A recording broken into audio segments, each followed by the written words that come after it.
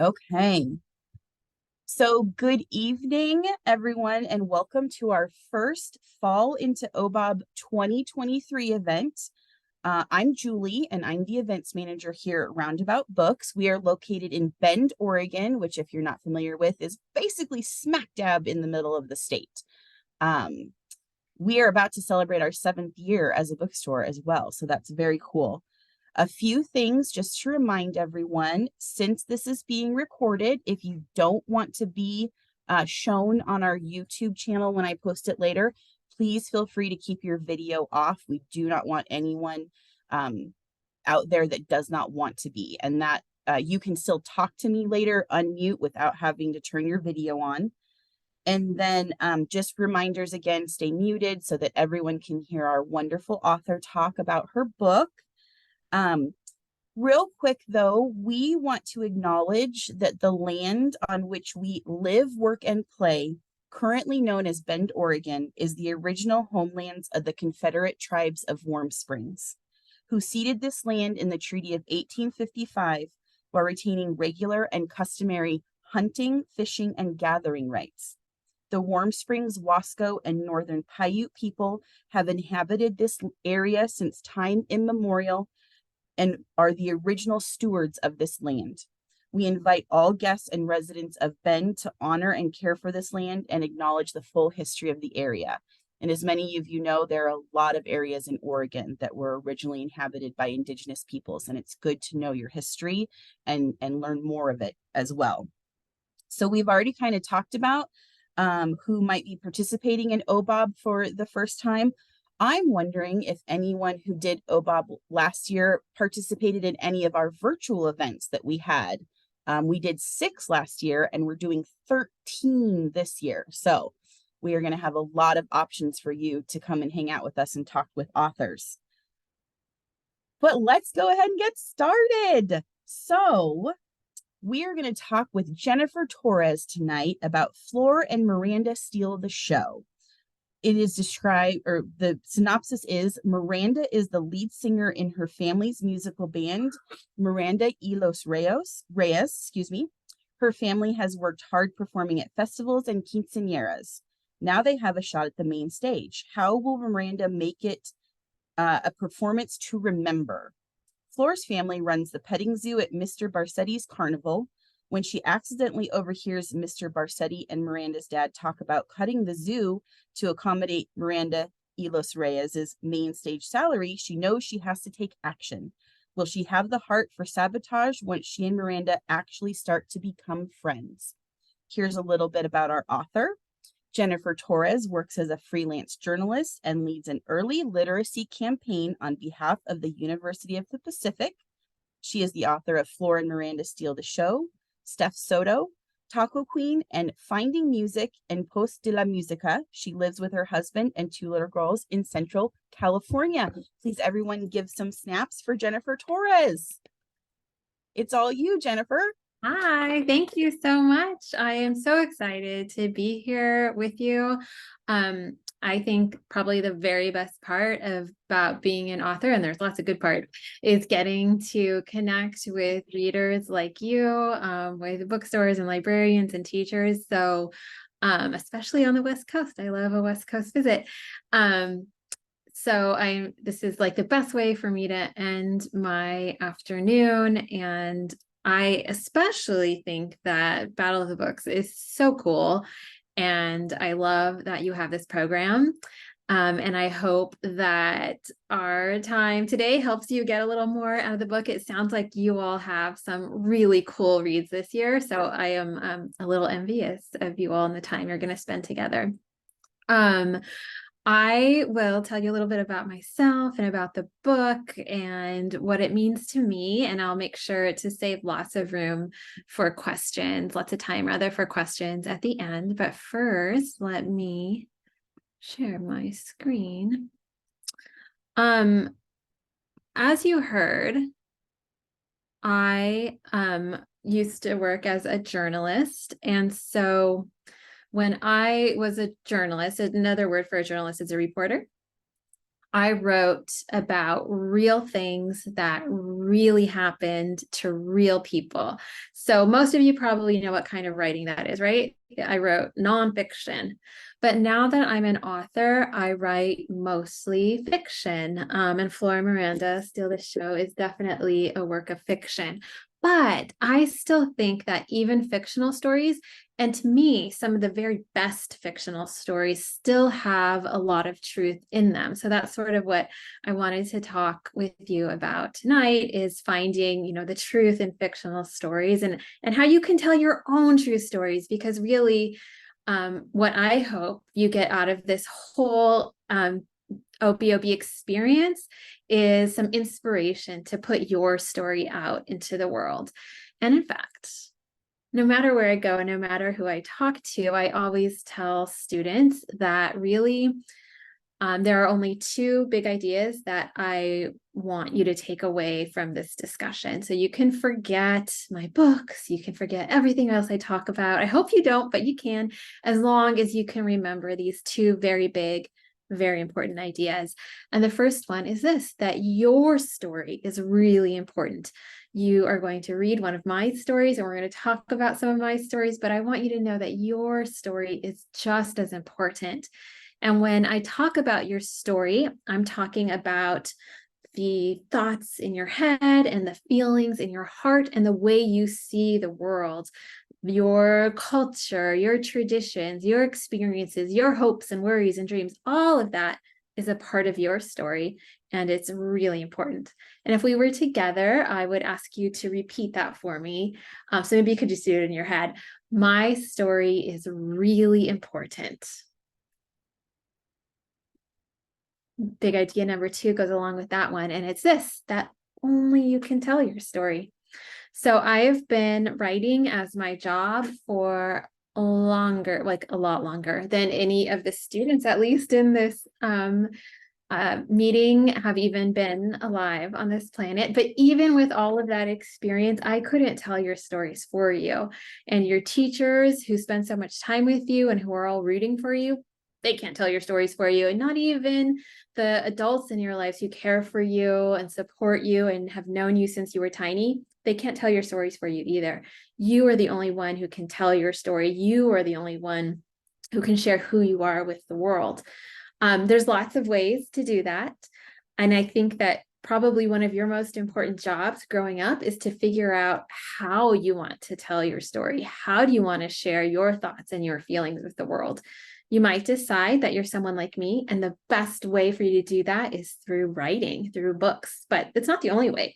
So you can decide maybe you're a musician, just like Miranda in the story, and the best way for you to get your thoughts and ideas out there is through your music. Or maybe you're an artist, or you love math or sports. So many ways to tell your story. Your job is to figure out how you are going to do it. And so again, if we were together, I would have you repeat, only I can tell it. I'm sorry about the glare across my face. It's kind of the sun is just going down. I want to tell you a little bit about how I got started writing. So I've always loved books and always loved reading. And so it was very early on that I started writing my own story. So this is probably the very first book I ever wrote, and it's called The Mountain of Health. And I probably wrote it when I was maybe just a little bit younger than most of you, probably in like third grade, I want to say. This book is about a set of siblings, so two brothers and two sisters, and they get transported into a magical world where they have to do battle with like an evil snow queen. So this might sound a little familiar to you. And if it does, there's a good reason for it. It's basically a copycat of this very old book, The Lion, the Witch, and the Wardrobe. And I can remember exactly when I wrote The Mountain of Health, because it was right after my school had a special assembly where some actors came in and they performed a play based on this book, The Lion, the Witch, and the Wardrobe. And I remember sitting there in my school and thinking, oh my gosh, this is such a great story, and I want to write a story exactly like this one. And so that's what I did. But it wasn't very good. And the reason it wasn't very good has nothing to do with how old I was when I wrote it. The reason it wasn't very good was because it wasn't my story. It didn't come from my heart. It didn't come from my head. It had nothing to do with my own ideas. This was someone else's story. And so it took me a long time to realize that I had important stories to tell too, that I could tell stories that came from my own experience. So we're going to flash forward many years. And this was the very first thing I wrote that was published. So that meant someone took my words and printed them so lots of other people could read them. And this story is nonfiction and was published in the Los Angeles Times, which is the big newspaper where I grew up.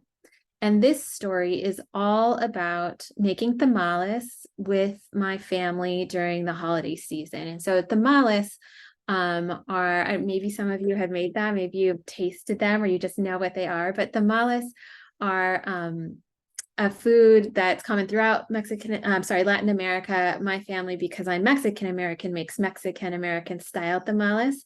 And it's a really special tradition for us. And we all pick a day every December when we all get together and make tamales.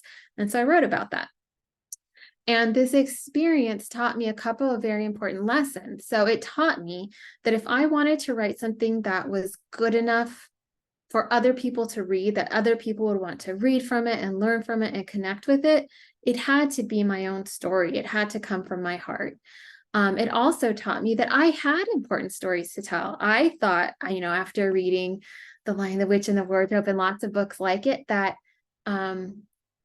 authors had to be very old or had to live very far away or had to set their books in like fantasy kingdoms. I didn't know that I could write stories based on my own experience. And so writing this kind of taught me that in fact I could. And I hope that all of you learn that lesson much sooner, because you have really great ideas and experiences and insights, lessons to share with others.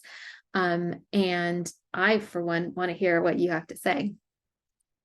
So I have written lots of books since then, and all of these, with the exception of Lola Out Loud down at the bottom, are fiction. They're made up, including the one right in the middle that is a part of OBOB. Flor and Miranda is still the show.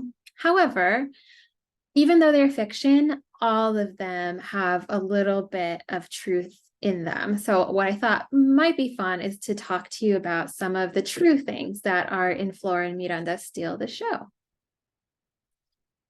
So when I wrote this book, I was living in Stockton, California, which is like right in the middle of California. And it's not like the California you see on TV. So it's not like Hollywood, and it's not by the beach. There's not like big cities. It's not fancy. A lot of fruits and vegetables get grown in Stockton, California. Stockton is where both of my daughters were born. And so it's really special to me. I really made a home there. One thing that's really cool about Stockton, as I said, is like all of the agriculture. So all of the fruits and vegetables that get grown there. And so there's lots of neat farmers markets, and you see a picture of a farmer's market down at the bottom. You see like a table with some apples. But the other very cool thing that goes along with having lots of farms nearby is that every little town, it feels like in the spring and summer, has a special fair or festival dedicated to their special crop. So in Stockton, the big crop was asparagus. So Stockton had an asparagus festival. And in a town called Lodi, they grow lots of grapes. So Lodi had a grape festival. And then there's a town called Tracy. And in Tracy, Tracy kind of got the bummer of a festival. They have a dry bean festival, but it's fun. They make lots of chili. There's a town called Gilroy, which you may have heard of. So Gilroy has probably the most famous of these festivals. It's the Garlic Festival. And down in the corner where I'm holding the ice cream, that is a cherry flavored ice cream from a town called Linden. And they have a cherry festival every year because they grow lots of cherries in Linden. And so that's my daughter Alice and I at the Linden Cherry Festival. And so I just really loved this tradition of these fairs and festivals. And I decided that I wanted to set a story in this part of California that I love so much and incorporate these really cool festivals. So I am not like Flor or Miranda exactly. I was not raised on a festival circuit. My parents didn't work at the carnival, but I set the book there because I know this place really well, and it's a place that's really special to me. I don't know if you started the book or not, or you're going to read it later, but it's not a spoiler to say I think it was actually in the description early on that Flor, whose parents, she's this person with the bunny, her parents own the petting zoo that's on the festival. And unfortunately, the petting zoo isn't going so well. It's losing money. Not a lot of people are going. This character, Miranda, is the lead singer of her family's band, and they're like rising stars. They're getting huge crowds. And so Miranda's dad says, festival owner, you need to pay us a little more money. And the festival guy says the only way he can afford to pay them more is if he kicks the petting zoo out of the festival. And so Flor finds out this is going to happen. And she's devastated because she has lived with all of the people on the carnival her whole life. She loves it. It's the only place where she's felt like she belonged. And so the idea of having to start over somewhere new is really scary and really sad for her. And so that's why she's determined that she is going to sabotage Miranda's concert so that the fair owner decides he doesn't want the band after all. So again, all of that is fictional. But when I was writing this story, my family was getting ready to move out of Stockton back down to Los Angeles, where I grew up. And I was really excited about the move because I would be closer to my family, but I was really scared too. I don't know if any of you have ever had to make big moves, like maybe change schools or move houses, move to new towns. And it can be really exciting, but you can also feel really lonely and really worried. And it took me until after I wrote this book to realize that the same feelings that Flor was having about having to leave the carnival, I was having too. So that's another way that this fictional story has some truth in it. So all of your feelings, your worries, the things you're excited about can belong in books just like this one. So with that, I thought maybe what I would do is read you one of my favorite sections of the book. And then we can have some questions if you have some questions about it. Okay. So as I said, Flor is determined to sabotage Miranda's concert. And so over the course of the day, she tries all sorts of different things to try to ruin things for Miranda. And one of the things she decides she's going to try is to fill Miranda up with all kinds of junk food from the fair. Have you ever been to a county fair? You know how you can get deep fried everything and cheesy nachos and ice cream, and she's gonna make her eat as much as she can and then put her on a spinny ride so she gets sick and has to miss the concert. But it doesn't go exactly as Flor planned. So I'm going to read you a section of when they are getting ready to eat all this super delicious carnival food. We arranged the food between us. The banana split was quickly melting into ice cream soup, the cherry half buried under a drooping tower of whipped cream. Both churros were squished in the middle where we'd been holding onto them. Cream was oozing out of mine. Then there were the almonds, the shakes, the nachos, the pickles. Where should we start? Flora asked. Do you want to try the pickle first? But I had already cleared a space in front of me for the bucket. It's flawless, I murmured. It's nachos, said Flor. She didn't understand. She couldn't. Usually by the time the nachos got to me, the only chips left were the ones without any cheese on them, or else the sour cream was all runny and the guacamole had turned brown. These were practically gourmet. I almost hated to disturb a single chip. Almost. I pulled one smothered in cheese from the middle of the bucket, then used another chip to top it with some chicken, a tomato cube, and a little avocado, a perfect bite. and then another. Next, I reached for the churro, stopped for a spoonful of milkshake, then finally moved on to a slice of deep-fried pickle. It was crispy on the outside and tangy in the middle. The Cajun ranch was spicy, but nothing compared to the salsa I was used to eating. Not bad. I popped the second one into my mouth. It took me a while to notice that Flor had stopped eating. She was just swirling her spoon around the ice cream puddle. "What are you humming?" she asked. I hadn't noticed I was humming either. "Oh, it's just this song we made up, my brother and sister and me. It's really good. I was hoping we could sing it in our act, only our dad, well, he won't let us. But if he would just listen." "You don't get to pick your own music?" "Dad has a plan." I shrugged and ate another pickle. "What about your dad? Does he let you try new things at the zoo?" Flor twirled the ends of her hair around a finger. "It depends. We have this pig I'm trying to train. That's new. And he doesn't seem to mind, or even notice," she sighed. "Sometimes I think we'd be better off if he did have a plan." Then she dropped her spoon. "How are you still eating? Are you sure you've never had fair food before?"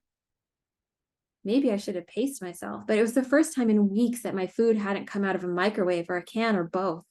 "Tough stomach," I said, crunching on another pickle. I pushed the tray over to Flor. "You better take these before I eat them all."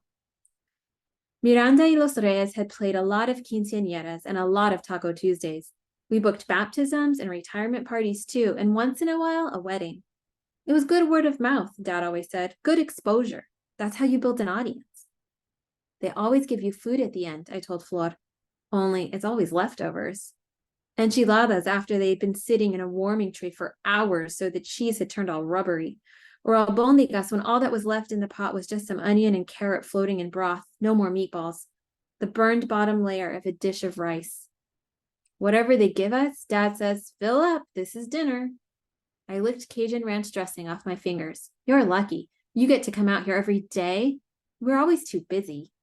Flor sat up straighter. "We're busy too, you know. This is just a quiet day, that's all. Maybe it's because one of the main stage acts canceled and no one's ever heard of the replacement." My last drink of milkshake went down harder than all the rest. "I didn't mean you weren't busy, just that I wish I got to come out here more often." Flor relaxed, leaned back in her chair, and covered what was left of the pickles with a napkin. "Sorry." "You're not going to eat those?" She slid the tray back to me. That's a little bit of festival food, and Flor and Miranda steal the show. As before we get to questions, I just wanted to remind you of the two very big, very important ideas. So number one was your story is really important. And number two was only you can tell it. So I am going to stop sharing and see if any of you all have any questions. All right, so the easiest thing to do is to either use the raise hand function and then I can unmute you, or to type your question into the chat window and then I will read it out loud so that everyone can hear it and our author can answer it. I do want to ask you though, because I asked the authors last year this, did you hear from anyone else that you were part of Oregon Battle of the Books? Had you been notified at all? I think I heard from you first. I feel like I've heard from some parents, maybe. Okay. Yeah, reaching out is always exciting. Yeah, it's always interesting to see like the next books that they bring on and just the diversity of the books that they bring in, and you know, they're authors from around the country. We actually have an event, can't remember if it's later this month or early in November, with an author who's going to be in Spain at the time. So Oh my we're gosh, working through the time difference, but it's going to that's be really amazing. How exciting cool. to talk about that. So while we're waiting for some questions to come in, oh, here we go. We have, what is your favorite book that you've written? Ooh, that's always a tough one for me, as you can imagine, because um I am sort of a slow writer. It takes me a long time to write books, especially novels. So by the time I finished one, I've gotten really to love the characters and the settings, and I get attached to all of them. Flor and Miranda Steal the Show definitely has that special place in my heart. But I'm super excited about one that's coming up. And no one else has ever seen this. I've never shown it to any other group, y'all. This is like a first. You're the first readers to see it. This is gonna come out, I want to say next spring, and it's called Vega's Piece of the Sky, and it's set in a different part of California. It's called Calexico, and it's special to me because it's where my family is from. And Calexico, you can kind of hear in the name of the town where it's located. So Calexico is on the border of California and Mexico, and it's where my family first moved when they came to the state. And a lot of it is based on my great-grandparents' experiences. So this book is like right now my current favorite, but I love all of them. Yeah. So we're getting a couple more. You showed Yeah. us a picture at the beginning of your other books, but how many total have you published and which was your first? Ooh, let me, I've done more since, I was gonna try to show the slide again. Since I made this slide, There you go. You can do it again. I want to say I have probably 12 or 15 now, because especially, so Catalina Incognito is a series of 4 books, and I have another series that's been released called Bad Princesses, and that's 3. And my very first was this one with called Finding the Music en Pos de la Música, and that was published in 2015, and it's bilingual. It's in English and Spanish. So it was my very first book ever published, and my very first novel was the one right next to it, Stef Soto, Taco Queen. Excellent. How long did it take you to write Flor and Miranda? That one probably took at least a year, and it's kind of, I do like to tell this story because I think it's good to know that if any of you all ever feel like writing is hard, like that's totally normal. I've been writing for a really long time, and sometimes it is really hard and you don't know what you want to say and nothing seems to be going right. So after I wrote Stef Soto, Taco Queen, which again was my first novel, I started this other book, and I worked and worked and worked on it, and I loved it. And then I sent it to my editor, and she was like, nope, this isn't quite there yet. We need you to keep working on it. I'm like, okay, I can take it. So I went back and I rewrote the whole thing, like major revision. It's a totally different book. I was really excited about it. I'm like so glad that I spent that time fixing it, and I turned it into her, and she was like, nope, still not ready. I'm like, oh my gosh, what am I going to do now?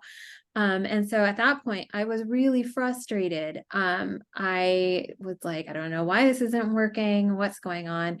But I think sometimes when you're frustrated, if you can, you set that project away and come back to it later when you have some fresh eyes. Because it's really hard to do anything well when you're angry and frustrated. So I started on something new, and that something new became Flor and Miranda Steal the Show. And she loved that one, and I loved that one. And it was like, it was the right book. So it probably took me about a year.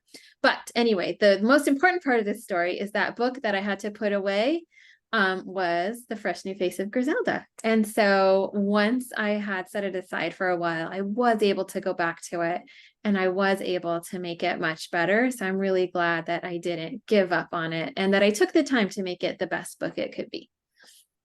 Excellent. We do have a personal question of, do you have any pets? I do. I have a dog, and his name is Ollie, and he's a little guy. He's like a poodle mix, and we have a lot of fun with him. Yeah. So if your first book published in 2015, how long do you, and you have that first book that you wrote back when you were in elementary school, but how long have you been like professionally writing books? Yeah, I would say probably for about, I would say about 13 years.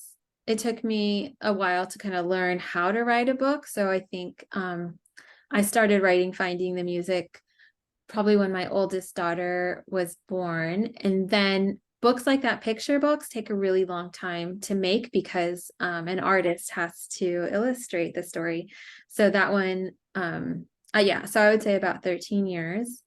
And before that, I worked as a reporter. So I worked as a reporter for maybe another, 7 years before that. And someone's wondering if any of your other books have been OBOB, but I don't think they have they? I feel like possibly Stef Soto was. Oh, okay. Yeah, we Maybe. could Yeah. definitely go back and check that out.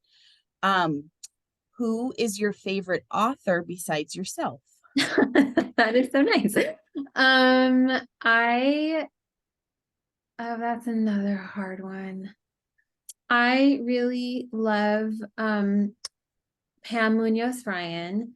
When I was young and still, my favorite books were always historical fiction. I just really loved imagining what it would be like to be a kid in long ago times. And Pam Munoz Ryan wrote this, like you probably know it, a really great book called Esperanza Rising, and many, many more. And many of her books are set in the past. And so I really admire that. And I hope someday that I can write some historical fiction. Yeah, historical fiction can take a good amount of research too. Absolutely, yeah. Want to get it right. Have you ever done any graphic novels, like teamed up with an illustrator? Yeah, no, I haven't. I would love to. I know I love graphic novels. They're so cool, and I really admire people who do them well. So that's on my list too. I've got to figure out how. So you're always learning, right? I don't know how to write a graphic novel, and I would love to learn. Yeah, that would be very cool. And then we have another question of, do you write poetry? A little bit. So I set a goal for myself last year that I wanted to write a poem. And I got lots of poetry books and read lots of poems and read books about how to write poems and talk to poets. And it's so hard. So if you are a poet, wow, I admire you. It's not easy. So I did, just to fulfill my goal, wrote a poem, and I don't feel like it's very good, but I'm proud of it, and I hope that I can write some more. Yeah, poetry. Yeah, poetry is great. If we have any young poets in the event right now, I definitely would say keep going and see about maybe reading your poems at like a local spoken word night. Yeah. We do have a question of have you ever had a deep fried pickle? And I'm gonna guess yes if you like carnivals and that kind of Yes, stuff. I have. You have to do research so that you know what to write about. Yeah. I think it was pretty good. I liked it. I would eat them again. Yeah. I don't know what I'm a pretty open-minded eater. I don't like olives, so that's probably the one thing I would turn down. Yeah. What is your favorite? This is just for me. What's your favorite thing at like carnivals and that kind of stuff? Are you a caramel apple or a funnel cake? Or So hard. Yeah, you know what I love is like a good corn. Like I'll take corn on the cob, or I love the Mexican street corn. It's the esquites. Mhm. That is probably my favorite. But for sweets, yeah, who doesn't love a funnel cake? Yeah, absolutely. We have another question of where you get your inspiration. So it sounds like though you are using some maybe childhood memories, but where is your biggest inspiration to write? Yeah, so I write mostly what is called realistic fiction, and it's exactly what it sounds like it is. So it's made up stories, but they could happen. So most of my books don't have magic or futuristic robots or anything like that. So I get a lot of inspiration, like you heard, from things that I saw or felt in my childhood, things I see around me, feelings I've had, places I've been. And that's really exciting for me. And I think a lot of that comes from having worked as a reporter, because as a reporter, your job is to kind of pay attention to what's happening around you and to take note of that and to think about that and to observe and to be curious about the world that you see, the world as it is. And so that was my favorite part about being a reporter, was like, it was my job to ask questions. And so I think I still do a lot of that in fiction. I have at least a couple of books that have magic in them. The Catalina Incognito series that you saw, and Bad Princesses. But both of those, it's interesting, both of those are very much inspired by, like Catalina Incognito is inspired by my grandmother, who taught me how to sew. So even those like ones that are closer to fantasy still have lots of personal inspiration. Yeah, that's very cool. We have another kind of personal one, and that's, what's your favorite color? I like an orange. I think it reminds me of sunset. I like bright colors. Nice. So how old were you when you wrote Flor and Miranda Steal the Show? Oh, that's a tough one. I have to double check. I want to say I was maybe like 34, in my early 30s. Yeah, very cool. Yeah. We have someone, and this might differ whether or not you're writing by hand or on a computer, but do you ever get hand cramps while you're inspired? Yeah, sure. I think definitely. And I think I get it more from typing than otherwise. I do when I am brainstorming a story or just beginning to write a story. I really do like to use a notebook and pen. For whatever reason, that just feels more comfortable to me. And I don't know, I think it feels like there's less pressure because there's not like a printed word on the screen. I can just cross things out. It's only between me and the paper. So I always start drafting or outlining books by hand. So that's very much a part of my process. Yeah. So we are actually joined right now by one of our booksellers from Roundabout. She is currently on vacation, but she's joining us tonight. Oh, And her question is, we already kind of asked what your favorite author was, but what was your most influential book you read as a child? that is a wonderful question. And definitely books like Esperanza Rising were influential to me, but I don't think I have it. Okay, but I have a very specific answer. And I was an older child when I got it, but there's a book called Chicana Falsa, and it's by someone who's passed away. Her name was Michelle Serros, and she was a poet and an author and an essayist.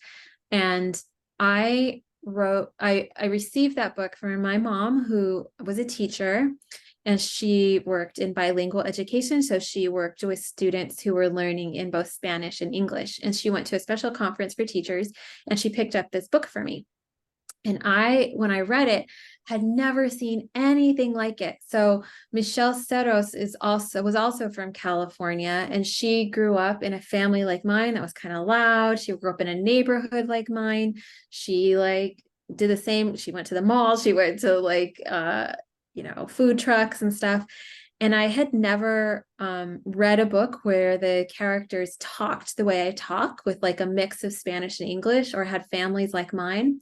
And it was so amazing to me, because I remember when I showed you The Lion, the Witch, and the Wardrobe, I honestly thought that's what books had to be. I thought that books were only written by people who like lived a long time ago, or were like very old or very rich, or, had very fancy language. And so reading this book made me think, oh, whoa, I could write the way I talk. And I didn't tell you this when I was sharing that tamales story, but I wrote that story about tamales it was right after I had read Chicana Falsa. So it had a very direct influence, and it really changed what I understood authors could be. Yeah.